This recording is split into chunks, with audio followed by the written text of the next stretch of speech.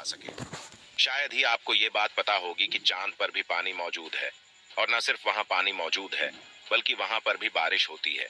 बस फर्क सिर्फ इतना रहता है कि वहां की बारिश उल्टी होती है। अब यह सुनने में आपको भले ही थोड़ा अजीब लग रहा होगा, लेकिन यही सच है। अब इसके पीछे का कारण क्या है और कैसे चांद पर पानी की खोज की गई, ये सब जानकारी आपको देंगे। साथ ही ये भी बताएंगे आपको कि आखिर कैसे नासा अपने यान को चंद्रमा पर 4 दिन के अंदर पहुंचा देता है। इसरो ऐसा क्यों नहीं कर सकता? इसरो क्यों 4 दिन के बजाय 42 दिन लेता है?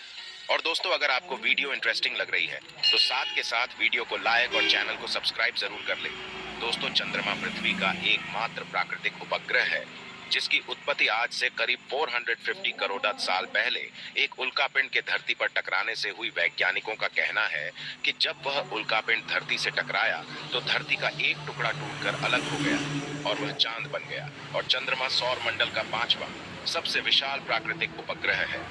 दोस्तों, अगर बात करें अन्य ग्रहों की तो सारे ही देशों की स्पेस एजेंसी इस बात का साक्ष्य ढूंढने की कोशिश कर रही है कि क्या अंतरिक्ष में कहीं और भी ऐसी अनुकूल स्थितियां मौजूद है जो कि जीवन की स्थापना में मदद कर सकें।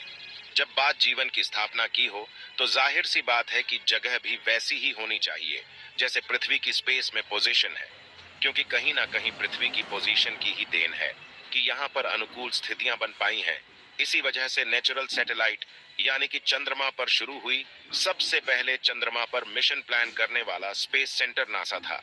एक बात जो सबको सोचने पर मजबूर करती है वो ये कि चांद से धरती की दूरी 3.83 लाख किलोमीटर है। ये दूरी सिर्फ 4 दिन में पूरी हो सकती है, लेकिन क्यों उसे धरती के चारों तरफ चक्कर लगाने के लिए छोड़ दिया जाता है? क्या इसके पीछे कोई खास वजह है? तो दोस्तों, इसकी दो वजह है। पहली बात तो ये धरती के चारों तरफ घुमाकर अंतरिक्ष यान को गहरे अंतरिक्ष में भेजने की प्रक्रिया सस्ती पड़ती है। ऐसा नहीं है कि आईएसआरओ सीधे अपने यान को चंद्रमा तक नहीं भेज सकता, लेकिन नासा की तुलना में इसरो के प्रोजेक्ट सस्ते होते हैं, किफायती होते हैं, मकसद भी पूरा हो जाता है। इसरो के पास नासा की तरह बड़े और ताकतवर रॉकेट नहीं है जो चंद्रयान को सीधे चंद्रमा की सीधी कक्षा में डाल सकें। ऐसे रॉकेट बनाने के लिए हजारों करोड़ रुपए लगेंगे।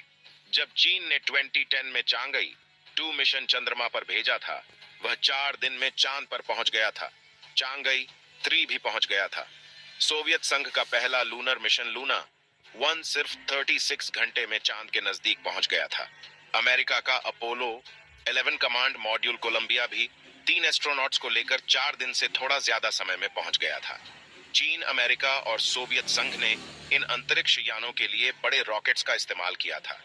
चीन चांग झेंग 30 रॉकेट इस्तेमाल किया था।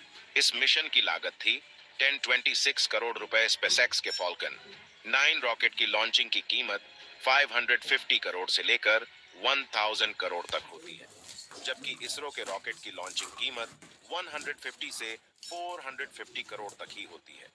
आपको बता दें कि इसरो ने 22 अक्टूबर 2008 को अपने पहले चांद मिशन के तहत चंद्रयान 1 को लॉन्च किया था।